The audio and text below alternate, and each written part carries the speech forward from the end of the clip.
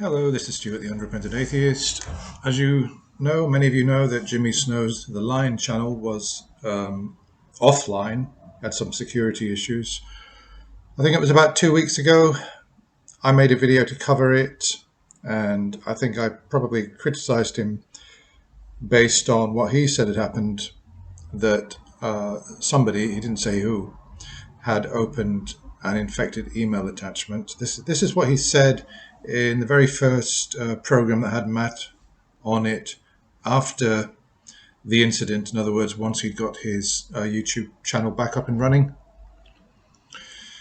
And I must say, I did not watch the follow-up that he made. The "We were hacked. I thought I'd lost everything." I didn't watch it, and I should have watched it just to see what he would say. So here's the relevant part, and then I'll come back and make some comments afterwards. Bear in mind, he's already said in his previous video that it was an attachment, or at least he said he believes it was an attachment to an email. That's what he said. He didn't have any other story at that time. Let's hear what he's got to say. Which is the type of thing that shouldn't be. Google should not allow you to go, hey, that computer that we saw that you have right now in near Austin, Texas, it just teleported instantly to Belarus, and you don't have to re-sign in when that happened. That's what happened in my case. Now, I don't think mine was the result of an email attachment. I believe mine was the result of Google failing a second time. I believe that a software that I was purposefully trying to download and install, that the normal way you download and install is safe, was hijacked basically with a fake application. Specifically, by going to Google and paying to raise the result, basically doing a sponsored result, and making sure that you are the top result and you look identical to it. The only reason why I think this is the case is because in seeing how many people have said this thing where you try to run it and then it just doesn't run and you assume it's a broken link. So you then go and try and either get a new link or you do something and you go about your day. That hadn't happened from an email attachment for me at any point recently.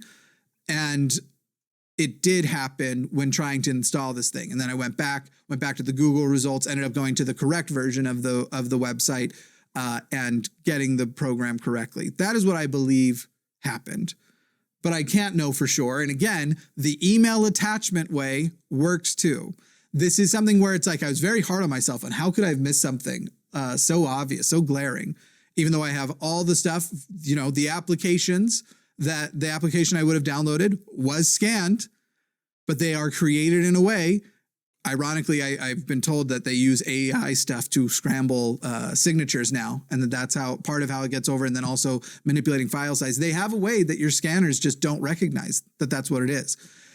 So it was tough because every step of the way I definitely take security seriously, and this should not have happened. Right, so there we are with Jimmy Snow. He's now explained in more detail what happened.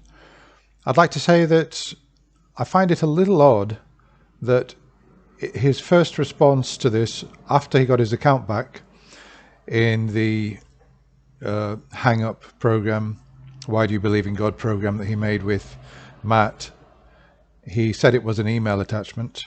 Well, he said he believes it was an email attachment.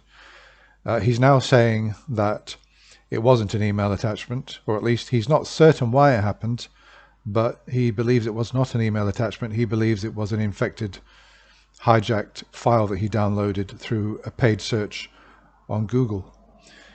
Quite often when somebody's done something and they're asked, why did you do that? The first, freshest answer they give is more likely to be true than a later answer. In the heat of the moment, one often tells the truth. The police know this. It's why when they arrest people, they usually immediately ask them what happened, tell me what happened. Because people on the spur of the moment haven't had time to think about any other plausible explanation.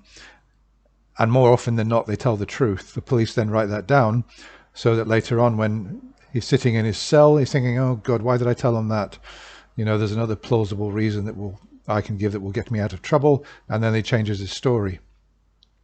I'm not saying that is the case here, but it could be, and actually probably is. So in the first program, the one that I commented on, I made a previous video, he's saying it was an email attachment. Now he's saying that it's this app. The reason he believes it's the app is that because he's been told that when you download something infected and you try to run it, nothing happens. And that hasn't happened recently. Actually, by the way, note, that hasn't happened recently with an email attachment, but it has happened, but it did happen with this app that he downloaded through paid search. So if it hasn't happened recently with email, I wonder how many previous times it has happened. It seems to me like, this is quite a recurrent thing with him.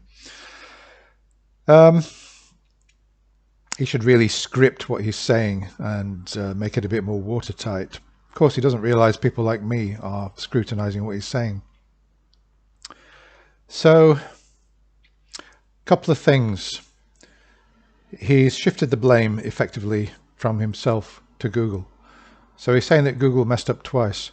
The first time they messed up is because when he opened the infected file, it hijacked his system and there were logins coming from outside of the USA, or at least he assumes that. And why didn't it notice that and insist on two-stage authentication, where they send a code to your mobile phone? Why didn't it insist on that? I do believe you can set up security on YouTube and Google so that every time there's a new sign-in, it does actually insist upon that. Correct me if I'm wrong. I think that is the case. So, in which case it would have been his fault for not setting up that system. But even so, it may well be that he assumes that the scammers are in another country. Why does he assume that? They might very well be in America. I mean, there are scammers in America, so I think there are. And supposing they are out of the country, they can use certain methods, of hiding where they're logging in from. They can use these systems, and Google may not know exactly where they're logging in from. Where it is, or they might have disguised it somehow to make it look like they're coming in through an American server. But at the end of the day, I never ever download software from paid search. That is just so reckless.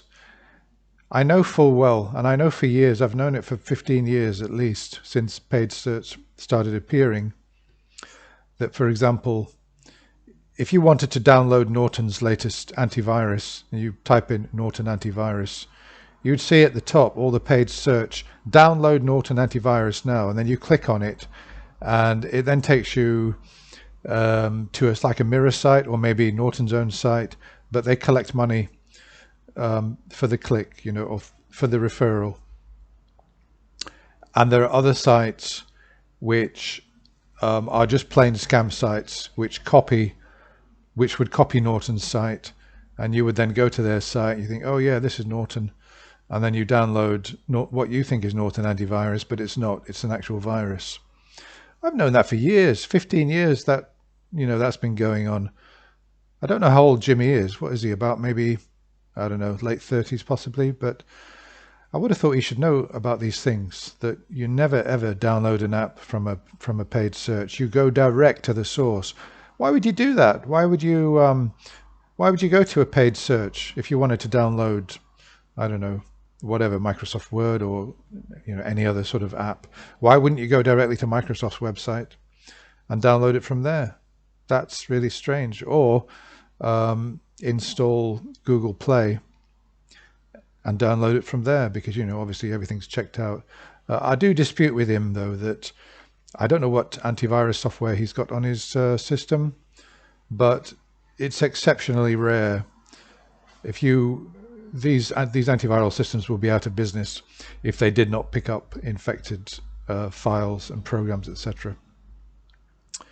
So now he's saying that he believes it was that because recently he opened such a thing from a paid search, and then later on he had problems. He opened it, nothing happened.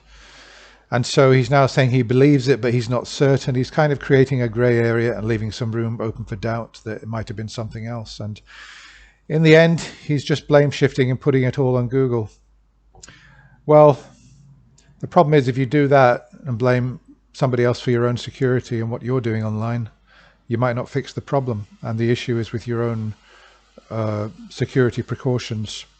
Now look, Jimmy doesn't owe me an explanation. He doesn't owe anybody an explanation. He doesn't even have to be explaining anything at all. It would have been enough just for him to say, we had security issues. We've now tightened things up. We've resolved it and normal service is resumed. That would have been fine. It's none of my business. It's none of anybody's business why his company had these problems. But if he's going to come out and if he's going to explain things in detail about what happened, and also if he's going to shift blame onto Google and all that, then obviously I'll have something to say about it. I will have some commentary to add on that, because it's one of the purposes of my channel, is to review what other atheist channels are doing. And in this case, I don't believe that Jimmy Snow's channel emerges from this with any credit. I think that he deserves a lot of discredit for putting it on users, for putting it on viewers and saying, help my channel out. If you can spare a couple of hours a day to go and add likes to my videos, make sure you're subscribed, because it helps me in the algorithm. If you could spend your free time and do that for me and help me out, it would be much appreciated. I think he deserves discredit for that. I never asked people, I mean, I thought the days of banner clicking were over. You know, back in 20 odd years ago, when companies were paid for the number of times people pay per click, and there would be a room full of people clicking banners all day long to boost their income.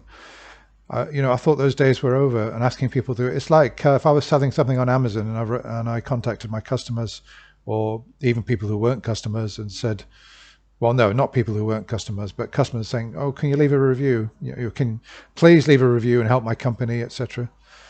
And, you know, I don't do that kind of thing. I don't ask people to spend their time to compensate for the mistakes that I've made. So, well, that's all. I'll be really interested in your comments. And don't forget to, now, this is something you're going to say I'm doing the same as Jimmy Snow. No, I'm not. I just want to tell you that on the community section of my channel, I'm doing polls like who's your favorite atheist, etc., that type of thing. I'm doing it because I thought you might be interested. I thought it might add something to my channel. It might make my channel more interesting, and I'm going to discuss the results. I'll never ask anybody to like my videos. I never ask anybody to subscribe. I figure that if I'm making good content, people will do that anyway. And if they don't, it's their own business. That's all. I'll be back soon with another video. Bye for now.